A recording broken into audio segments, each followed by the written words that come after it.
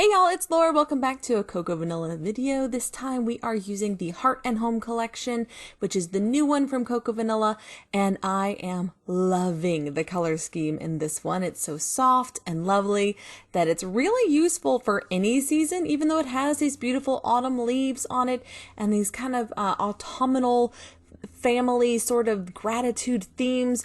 It really is useful for any kind of photos that you have. And I'm going to prove that because we are going to be scrapping some photos that were actually taken in May, so in the spring here in North America. And the photos we're scrapping are of my brick. So I attended the University of Mississippi, which is a fairly large university and one of the two biggest universities in the state.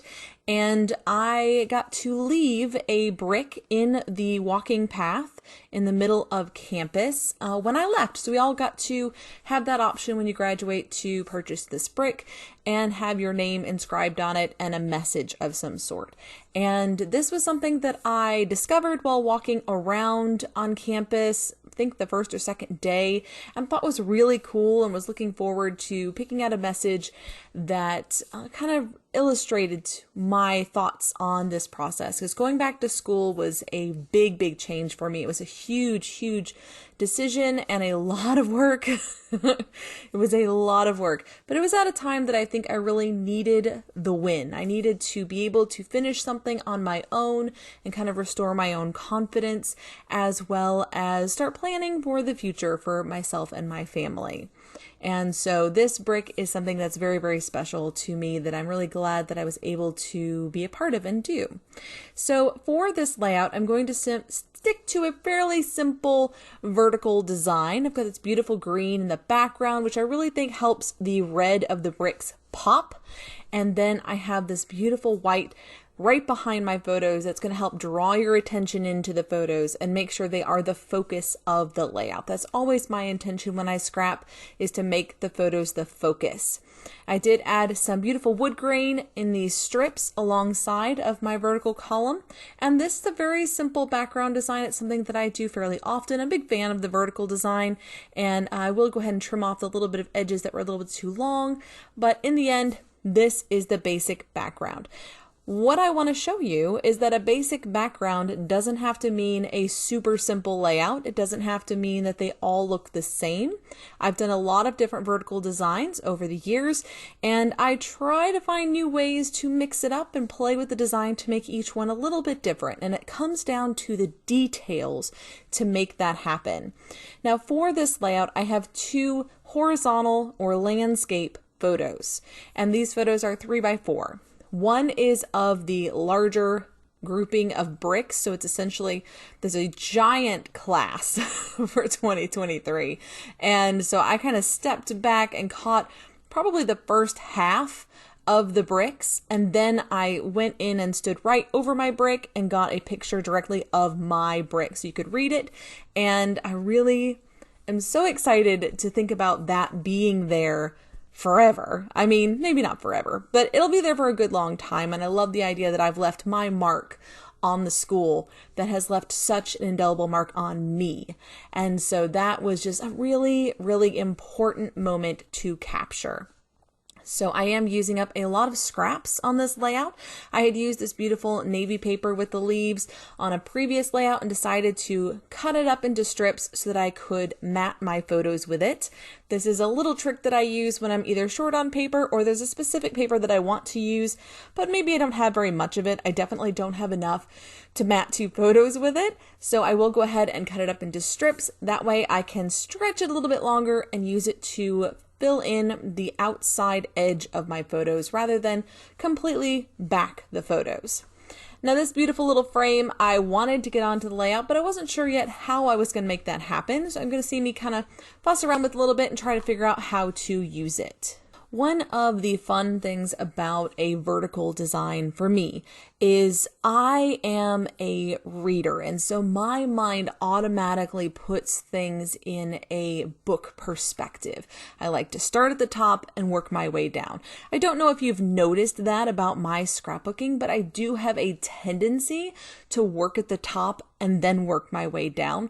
And with a vertical, that's a very natural energy and way to move with the design is to start at the top and work my way down. So it's been one of those learning techniques, learning things about yourself and your preferred style that I think really helps you hone in on that style and to refine that style and to make it your own, is to kind of notice those little tendencies about yourself and the way that you scrap and how certain things come together for you, what things are important to you, and where you start and end a layout can sometimes tell you quite a bit about your scrapping style and help you kind of refine it a little bit more.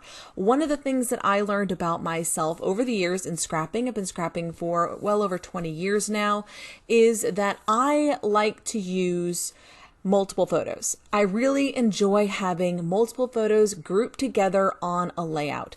And I'm not sure what exactly is that tendency, if it's just from a habit of I take a ton of photos, I'm not sure, but it is something that I have noticed about myself and kind of, taking that note, saying, oh, okay, I do like scrapping with multiple photos. So finding designs and finding styles and techniques that really work well with multiple photos is something that I have paid a lot of attention to, put a lot of time into, because I want to foster the natural tendencies in my creating just a little bit more. That's what I want to push myself to keep going further with.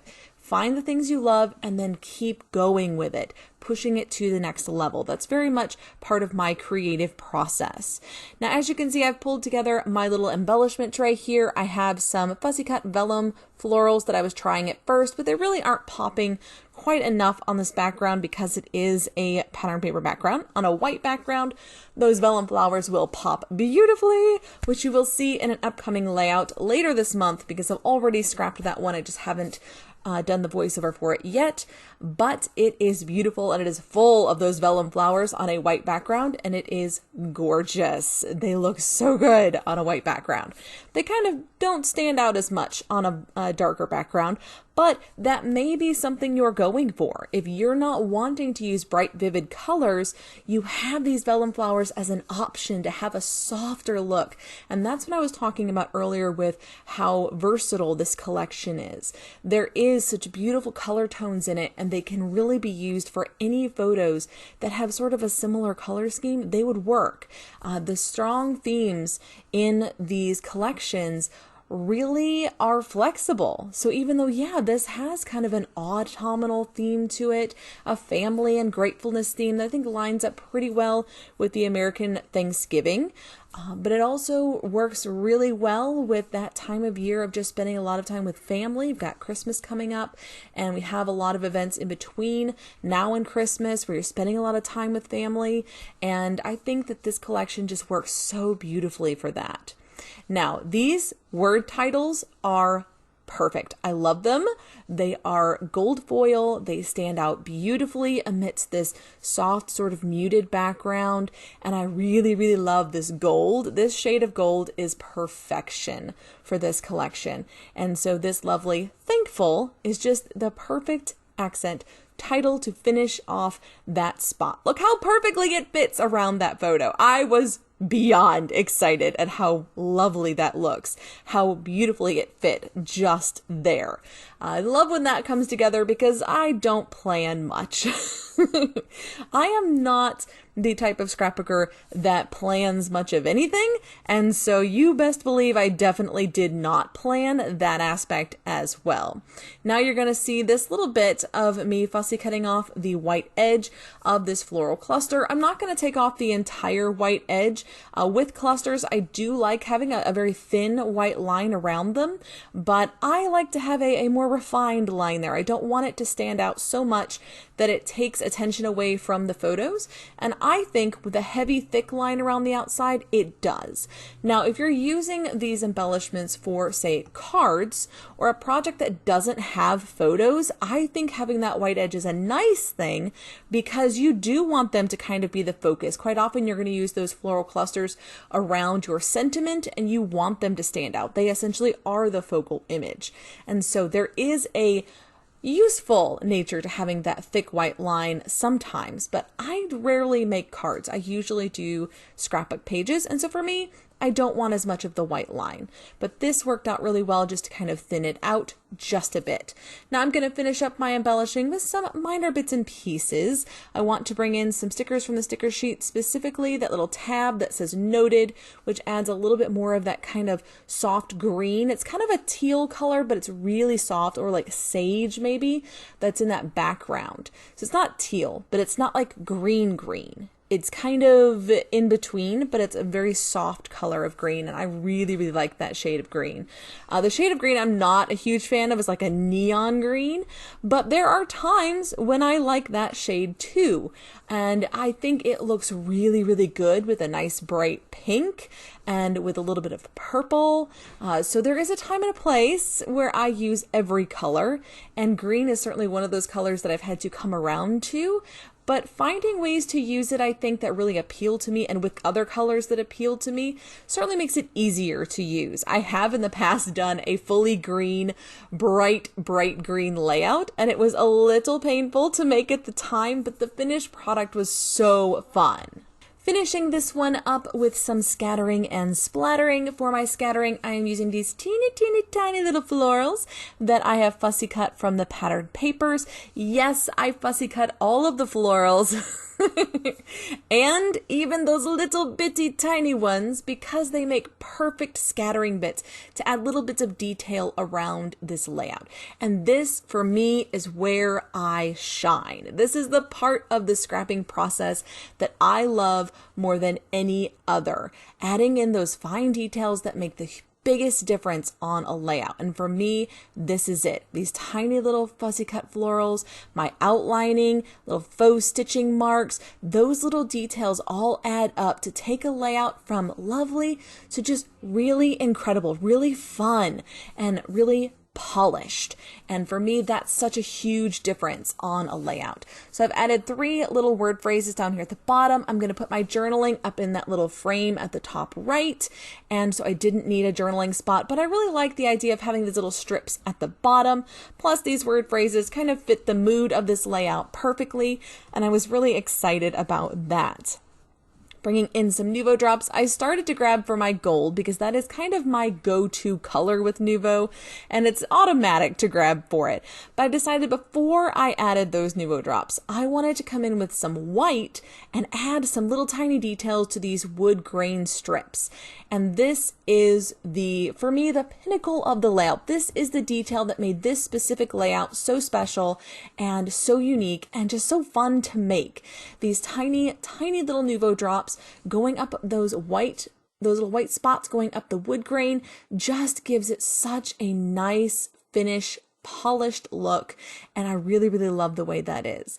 So the white is a little bit harder to squeeze, so you'll see me kind of swirling at the top. If your Nuvo is a little bit cold, especially, mine is, because the weather has turned here in Tennessee, and all of a sudden it is quite autumn. It is very much a fall time of year right now.